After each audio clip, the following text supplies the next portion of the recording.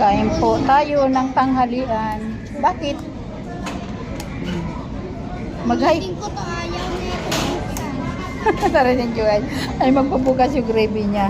Kain muna tayo, guys. Galing kami ni Bunso sa Medical City. Nagutom na kami, kaya kain muna kami dito. Sa Jollibee. Ito, ang inyong lola.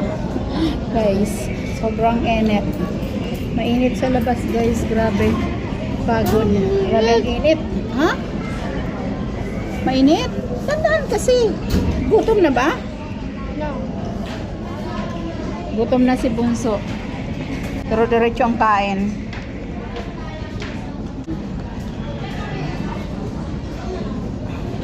Ayun na, kain na. Gutom na be? Marami ng gutom? Ha? Sabi ko kasi sa'yo, mag-McDo muna tayo dun. Ayaw mo.